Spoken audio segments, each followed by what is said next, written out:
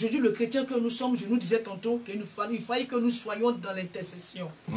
Et une des intercessions les plus importantes, je nous avais dit que Dieu nous a recommandé 2 choses. Dans ces temps difficiles, ces temps des nations qui arrivent, vous voyez, après tout ce confinement, après tout ce qui va venir, il va y avoir un grand réveil qui arrive. Surtout la Pentecôte va nous pousser à un grand réveil. Dieu va équilibrer l'église. Dieu va équiper l'église.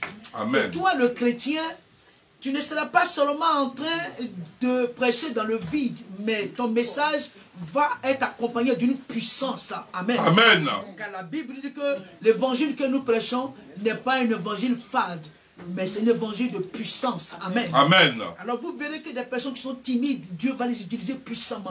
Amen. Les temps arrivent, la Bible dit que les Français avec lesquels nous vivons dans ce pays vont commencer à chercher notre Dieu. Zacharie le dit. Amen. Amen. Ils vont commencer à dire que nous avons compris que Dieu est chez toi. Selon mon problème, quitter dans l'histoire on n'est pas de même église. Quitter dans cet esprit de ils sont musulmans, ils sont païens, sort dans ça. Amen. Amen. C'est quand le réveil vient, Dieu veut voir les enfants de Dieu. Il ne veut pas voir les noms des congrégations. Dieu ne veut pas attendre cela. Des gens viendront, s'il te plaît, ils seront francs-maçons. Mais ils ont appris par la grâce de Dieu dans leur sommeil que tu as l'évangile avec toi. Amen. Arrête de dire le concept de M. Pierre. Pierre dit que non, nous les Juifs, on ne mange pas ces animaux impurs. Qui t'a dit qu'un païen, un franc-maçon est un animal impur? C'est vrai, il est impur, mais Dieu l'a prédestiné au salut. Amen. Alors celui qui a l'évangile du salut, donne-lui le salut qu'il a besoin pour aller, parce que Dieu est en train de faire un recrutement. Et quand la Pentecôte va venir, cette couverture sur nos vies va nous donner l'audace. Va voir que la personne qui était timide va avoir une onction spéciale. Amen. Les dons spirituels vont être distribués à l'église. C'est le moment où chacun de nous, dans ce confinement, c'est qui, s'il te plaît, ne te balade pas. Ne cherche pas mariage, tout chose. Cherche les choses du royaume. C'est le temps où tu dois chercher l'onction. Seigneur, quelle est ma participation sur la terre? Donne-moi un don. Je vous ai dit que Dieu, quand un chrétien, un être humain naît sur la terre, Dieu l'a équipé de 2 choses. Dieu l'a donné un don, il est né avec un don spirituel, avec un talent. Amen. La Bible dit l'histoire de Jérémie. Dieu dit à Jérémie que tu es un prophète. Jérémie dit qu'il est un enfant. Dieu dit pour qu'il dit que tu es un enfant. Avant que ta mère te mette au monde, je t'avais choisi déjà prophète. Donc, on ne devient pas ce qu'on est. On est né avec ça depuis longtemps.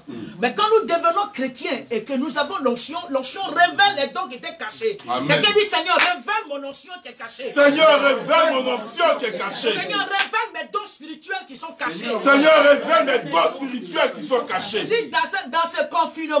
Dans ce confinement. De la Pentecôte. De la Pentecôte. Donne-moi le don. Donne-moi le don. La Bible dit chercher les choses les meilleures, c'est pas ça? Vérité. Alors dis à Dieu que tu veux maintenant le don spirituel avec lequel tu l'as. Mais la Bible te demande de demander encore. Salomon a demandé la sagesse et l'intelligence. Et Dieu l'a donné ce qu'il n'a même pas demandé. Amen. Oui. Écoute-moi, tu vois ces jeunes-là qui sont de prêcher à l'antenne. Il y a plusieurs pays où des hommes de Dieu prêchent. Écoute-moi, je te dis que c'est Dieu qui fait la promotion. Mais quand toi et moi, on veut que Dieu nous amène à briller comme la splendeur du soleil, et que Dieu nous a conseillé de méditer pour augmenter notre foi, notre connaissance. Dieu va te dire, cette Pentecôte qui arrive, elle n'est pas pareille comme tous les Pentecôtes. Cette Pâque qui est passée, elle n'était pas pareille comme tous les autres Pâques. Parce que elle est dans Exode chapitre 12, et elle a été confinée. Dieu disait au temps de Moïse, il faut confiner tout Israël. Je passerai. Mais si chaque personne a la marque du sang, l'homme de Dieu t'a expliqué quelle signifiait la marque du sang. Mais le confinement dans lequel tu te trouves, écoute-moi, les différents, vous voyez, les gens qui ont la maladie, on est confinés. Eux, ils pensent que ça vient de frère, c'est un plan de Dieu. Amen. Il y a 2 fêtes dont Dieu voudra que nous soyons confinés. La Pâque et la Pentecôte. La Pentecôte, ce n'est pas que tu seras dehors et puis l'onction est venue sur toi. Tu seras confiné. Tu n'as pas vu que Macron a dit qu'il nous amène jusqu'à 11 mai. Or, la Pâque va se faire quand? Le 31 mai. Je t'apprends que 11 mai, il va encore ajouter. Jusqu'à ce que juin arrive. Mais qui le pousse à faire ça? Si ce n'est pas que le metteur en scène qui fait tout ça là. Le metteur en scène, ce n'est que Jésus-Christ de Nazareth. Amen. Pourquoi? Parce qu'il va équilibrer le chrétien. Pourquoi? Parce qu'il va te charger d'une onction. Écoute-moi, un païen a besoin d'un don, mais tu as ça? Un païen a besoin d'un problème, mais qui a son problème. C'est qui a la solution à son problème. Alors, ces deux faits sont très importants. Chrétien, arrête de devenir un enfant. Sois un fils parce que Dieu veut t'équiper pour que tu puisses être la réponse et la solution de celui qui avait des besoins. Amen. Amen. Je te disais tantôt avant de clore ce message que Dieu te dit que dans les derniers temps, il va répondre de son esprit, c'est qui? Sur toute chair. C'est toi toute chair. Amen. Amen. Ne sois pas en train de dire comment je vais m'en sortir. C'est le païen qui pose la question comment. Pose la question de leur avenir. Tant que tu es avec le Seigneur, ton avenir est caché dans le sang de Jésus-Christ de Nazareth. Amen. Amen. Reste encore confiné. Cherche la face de Dieu. Cette fois-ci, en Pâques qui n'a rien demandé, mais la Pentecôte qui doit demander. Amen. Amen. La Pâques, c'est Jésus qui vient gratuitement donner sa vie à la croix. Il t'a rien demandé. Mais la Pentecôte qui doit demander les choses les meilleures. Dieu te confirme qu'il faut demander ce que tu veux. Là où tu n'arrivais pas à aboutir, c'est le moment où tu dois demander. Là où il y avait la maladie et la stérilité, c'est là où tu dois demander avoir les dons pour briser le joug de la maladie. Amen. Amen. Donc je tiens en train de te dire que avant que cette Pentecôte, quand nous aurons cette Pentecôte, quand nous allons sortir, il y a deux travaux que nous devons faire. Une grande campagne d'évangélisation. Amen. Deuxième, une grande acte de repentance. C'est là où toutes les églises évangéliques doivent s'unir dans la repentance. Je ne parle pas de vos fédérations. Je parle du corps de Christ qui doit amener au réveil. Amen. Je ne parle pas de ta grande église. Je ne connais pas qui est la fondation de ton église. Je parle de celui qui veut vraiment amener un transfert d'un enfant de Dieu de l'enfer au paradis. Amen. Amen. Même le voleur à la croix, il a dit, souviens-toi de moi. Jésus lui a dit, comme tu as parlé, qui a accepté, voilà qu'aujourd'hui même tu pars au ciel. Écoutez-moi, on n'a pas dit d'aller évangéliser pour amener les âmes dans vos églises. Vos églises et vos comportements, vous pouvez les amener en quoi? À l'enfer. Ne t'amène pas une âme à l'église. Faut donner Jésus comme les témoins de Jéhovah font là. Faut leur donner Jésus, c'est tout. Amen. Mais ne les amène pas dans ton église. Nous avons toujours la sale habitude d'amener les âmes pour dire que nos églises sont remplies. Non. Sème la graine. Laisse la parole de cet esprit grandir ça. Le jour que lui, il voudra connaître Dieu, ne dépend pas de toi, mais de tes prières à distance, de ton intercession à distance. Et Dieu mettant le Saint-Esprit, le meilleur intercesseur, le meilleur metteur en scène, va le conduire, pas dans ton église, mais dans l'église qu'il faut. Amen. Quand les pasteurs auront compris ça, on ne va pas faire la guerre des armes. Mais on pourra comprendre que j'ai sémé, Apollos a arrosé. Amen. Amen. Pour que là, les enfants de Dieu croient, pour que l'évangile croît, ça ne dépend pas d'une église ni un pasteur, ça dépend de Jésus-Christ de Nazareth. Amen. Alors, si c'est le dernier conseil, je voudrais dire qu'on a deux choses à faire. Des grandes repentances des églises et des nations. Deuxième, des grandes campagnes d'évangélisation. Amen. Amen. Quand je parle de repentance, je n'ai pas dit qu'à te dire, Seigneur, pardonne mon péché. Non. Repentance, c'est une attitude, c'est un comportement. Elle a trois caractéristiques. Amen. Amen. La repentance, il faut que tu aies la conviction. Tu comprends que tu as la conviction du péché que tu as fait. Que ça inflige, pas que ça influence Dieu, mais ça triste Dieu. Écoute-moi, c'est le peuple. Quand le peuple pêche, alors Dieu se retire et ça afflige le plan de Dieu.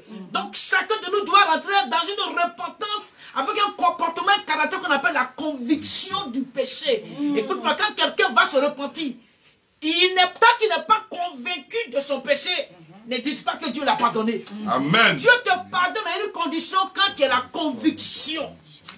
Amen. Amen. Dans le livre de Romains chapitre 3 verset 23 et de Romains 5 verset 12 que tu n'as pas lu, mais tu m'as lu chez toi, Dieu te demande d'avoir la conviction de ton propre péché. Deuxième acte de la repentance, c'est la confession.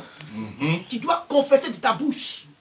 On devient chrétien en confessant de la bouche, non? Amen. Vérité. Alors ton péché, ne va pas voir un prêtre ni un pasteur pour confesser. Mais il y a seul Jésus de Nazareth. Tu dois lui exposer le péché d'une tierce personne pour lequel qui intercède, y compris pour toi-même. Et le troisième dernier caractéristique de la repentance, c'est abandonner le péché. Beaucoup de personnes se repentent, beaucoup de personnes confessent, beaucoup ont la conviction. Mais le troisième, tant qu'il n'est pas à sa place, ce n'est pas repentance, abandonner.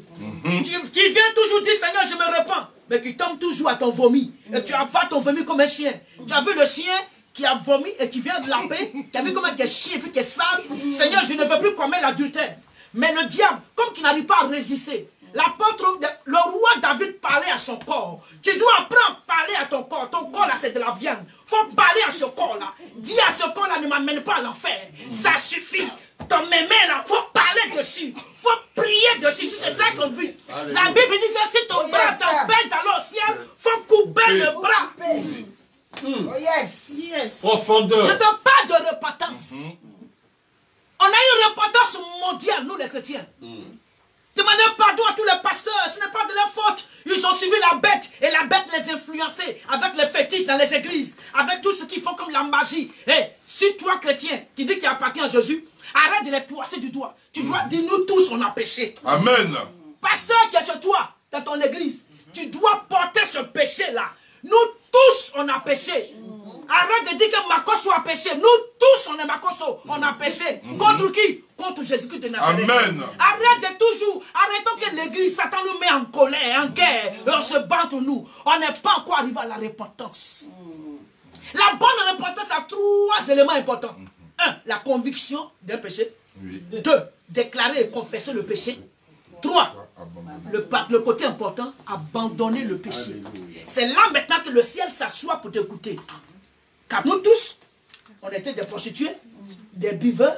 Depuis qu'on a accepté le Seigneur, on vit en nouveauté de vie. Mais comment ça se fait que tu es chrétien et puis tu es retourné en quoi à ta vomissure? En ce moment-là, tu es qui? Et tu es qui? Et c'est toi qui prends le micro pour prêcher, changer de vie.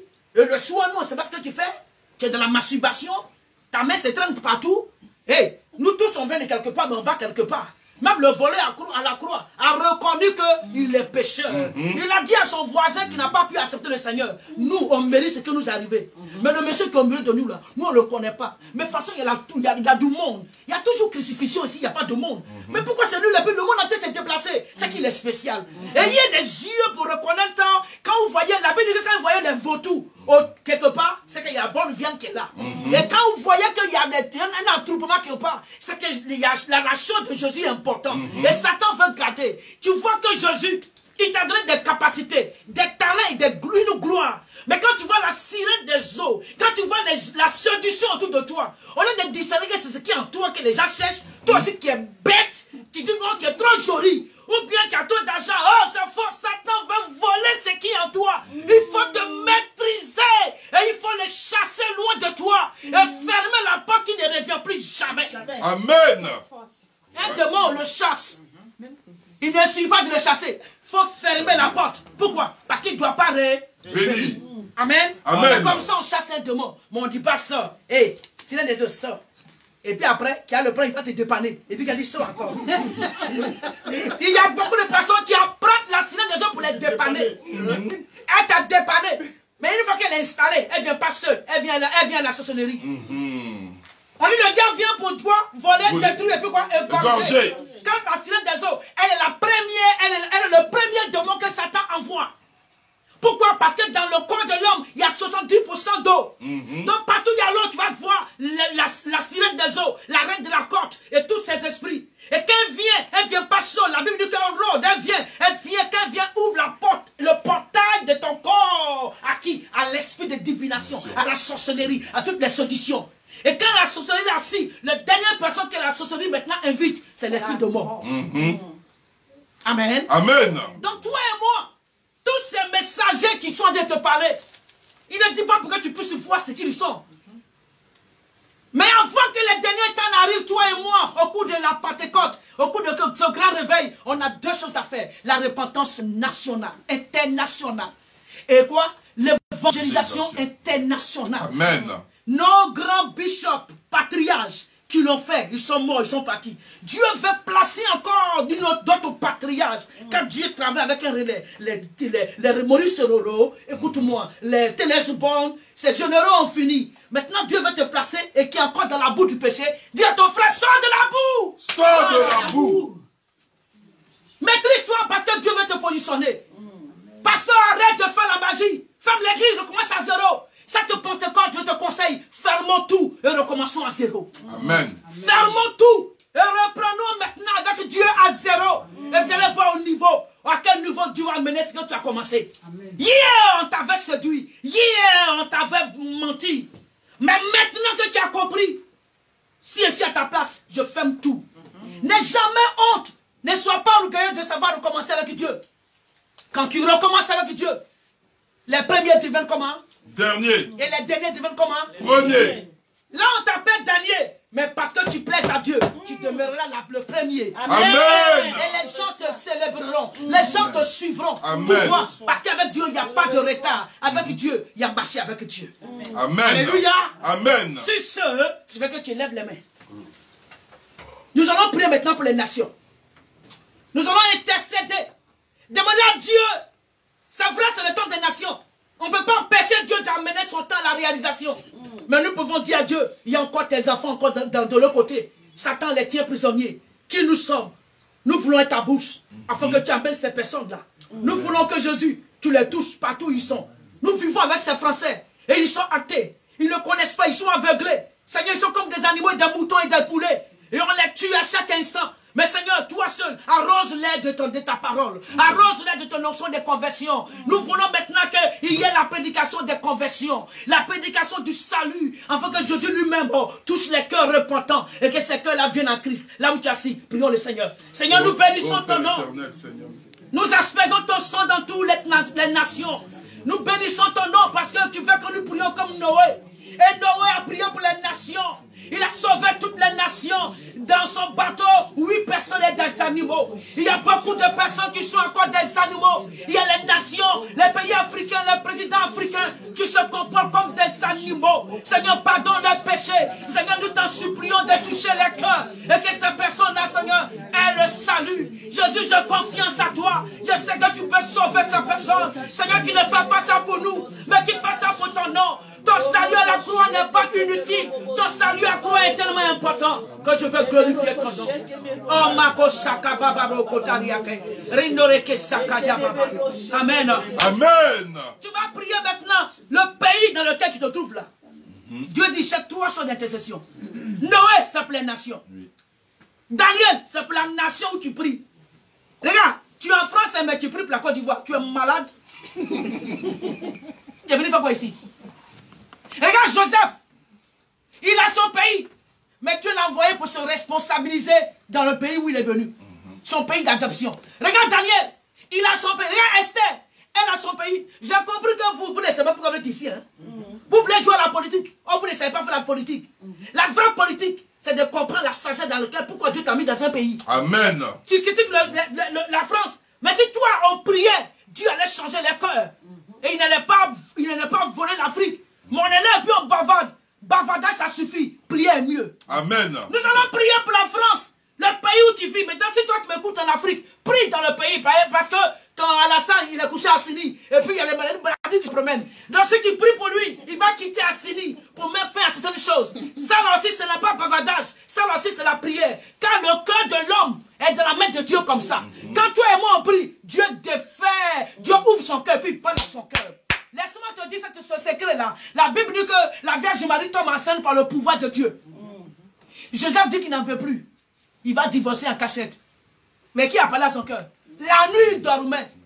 L'ange de l'Éternel est venu dire à Joseph, effectivement qu'il a raison. Chez toi, c'est un acte qui s'appelle adultère. Mais elle ne t'a pas trompé. Dieu veut faire un scénario, il veut faire quelque chose avec votre famille. Elle ne t'a pas trompé. C'est le Très-Haut qui est venu ciel, qui avait entendu la prophétie d'Ésaïe. Il dit, oui, je la connais. Il dit, c'est vous qui avez été choisi. Joseph a crié dans le sommeil. Ah bon? Il dit, oui, c'est vous qui avez été choisi. Mais la femme, il faut la protéger. Garde-la, parce qu'il y a beaucoup de personnes qui veulent tuer la promesse. Heureux la maison que Dieu choisit pour révéler sa gloire. Amen. Et c'est comme ça que Joseph s'est réveillé, il a pris sa femme. Dieu vient de me parler. Quand tu vois que les gens ne te comprennent pas, il faut que tu pries pour que Dieu parle à leur cœur. Amen. Amen. Quand Dieu parle maintenant à leur cœur, le changement arrive. Amen. Amen. Alors, raison pour laquelle, là où tu es dans ton pays, tu vas prier maintenant pour le pays. Tu vas prier pour le gouvernement. Tu vas prier pour que Dieu donne la sagesse. Regarde, leur cœur est mis dans une boîte de franc-maçonnerie. Le serpent a taché les cœurs. Laisse-moi te dire que, monsieur Pharaon, Dieu a fermé son cœur, a endurci son cœur pour que les 10 plaies de Moïse se fassent valoir. Dieu aussi a essayé de faire pareil. Pour que le temps des nations arrive, tu penses que les présidents ne voient pas ce qui se passe? Tu penses qu'ils n'ont pas Bible à la maison? Mais à ce moment-là, Dieu a fermé les cœurs. Mais malgré que Dieu a fermé les cœurs, Dieu dit qu'il faut prier aussi. Parce que ceux qui ne prient pas, quand la bombe va venir, c'est toi que la bombe va tuer. Ceux qui ne prient pas, ta grand-mère, ton enfant que tu as compté sur lui pour être ton héritier, c'est lui que Dieu va tuer. Quand tu pries, la Bible dit que ce que tu aimes qu'on fasse pour toi, il faut le faire pour les autres. Oui. Seigneur, prie pour mes enfants. Et le pays où tu es. Si le pays est tombé, tu as fait comment? La sagesse veut que nous prions comme Daniel. Nous prions comme qui? Esther. Nous prions comme qui? Joseph. Alors prions. Oh Père, Seigneur, mon Dieu, mon roi. Seigneur, nous voulons prier comme Joseph. Seigneur, Nous voulons prier comme Esther. Nous voulons prier comme Daniel. Ils sont étrangers, immigrés dans des pays. Mais c'est toi qui nous as envoyés. Seigneur, le développement, le changement, la délivrance d'un pays dépend de la prière d'un chrétien. A pitié de nous. A pitié de ce pays. A pitié du gouvernement. A pitié de ce que Macron a fait de faire. Je sais que tu as adouci les cœurs et que les gens doivent se révéler. Mais aie pitié de ce pays, aie pitié de nous les chrétiens, aie pitié de celui qui ne te connaît pas encore. Et Seigneur, touche dans les gars et sauve cette nation, sauve le gouvernement, souviens-toi de ce pays. Seigneur, brise tout ce qui sont dit de manigasser et que ton nom soit connu et révélé. Je sais que le temps de l'Antichrist arrive, mais Seigneur, avant que son temps n'arrive, t'as sauvé ceux qui t'appartiennent, t'as sauvé ceux qui t'appartiennent, t'as sauvé ceux qui sont en France, qui t'appartiennent. D'être sauvé tous les registres, d'être sauvé tous les organismes, d'être sauvé tous les hommes qui sont à toi. Oh Seigneur, maintiens ta paix et bénis ce pays au nom de Jésus. Amen. Troisième séance. Dieu dit, si je trouve la prière de Job, Job priait pour la famille. Maintenant, toi, l'égoïste, tu peux maintenant prier pour ta famille. Tu peux maintenant prier pour ta femme, ton mari, tes enfants préférés. Tu peux maintenant prier pour eux. Quand tu sors, le confinement, frère, confinement là, ce n'est pas par terre, c'est dans l'air. Amen. Amen. Et la seule personne qui peut pousser ça, c'est celui qui arrive là, le Saint-Esprit. Il a un symbole qu'on appelle le vent. Il peut faire... Et puis la maladie là part. Demandez à Moïse. Le vent, il a soufflé. Ça a envoyé des poux sur tout le pays où il vivait. Donc le vent, façon vent envoyer une maladie de Chine jusqu'à dans les nations. C'est comme ça aussi, vent du Saint-Esprit est capable de disperser et de mettre fin à ça. Amen. Amen. Amen. Ce qui fait que je te dis, utilisons maintenant la prière de qui? De Job. Nous allons prier pour nos familles. Et la prière que tu vas faire pour la famille, ne prie pas pour que, donc, prie pour qu'il soit converti. C'est le temps de l'enlèvement. Prie pour que ton enfant, c'est à cause de confirmer, il est assis à la maison, hein, mais il prend drogue en cachette. Il se filme en cachette. Il commet des bêtises. Prie pour que ton mari que tu as au lit, tu vas à l'église, mais lui, il n'est pas converti. Il est resté à la maison pour connaître l'importance de ton Dieu. Il est là, maintenant quand il dort, tu mets ta main sur lui. Et puis Jésus, tu bailles sur son cœur. Tu bailles, et puis les démons qui font que la maîtresse là, il se cache pour appeler la maîtresse, mais ils ne vont pas se voir au nom de Jésus. Mais quand toi tu vas prier, Dieu va les séparer. C'est la prière qui marche. Alors prions pour les familles. Prions. Seigneur, merci. Merci de ce que tu sauves les familles. Je te confie toutes les familles qui étaient en difficulté, les familles qui étaient déchirées, les familles qui ne s'attendaient plus, les familles et les enfants qui sont, Seigneur, en désordre. Seigneur, souviens-toi de chaque famille. Souviens-toi de la famille, des enfants qui sont en train de vivre dans les vices. Seigneur, brise le joug de la possession, Seigneur, des indépendances, et sauve ces familles. Et que, Seigneur, la gloire te revienne dans tout ce que nous sommes. Que la gloire te revienne dans le nom de Jésus de Nazareth. Amen. Amen. Que la paix du Seigneur soit avec nous. Amen. Que Dieu vous bénisse. Amen.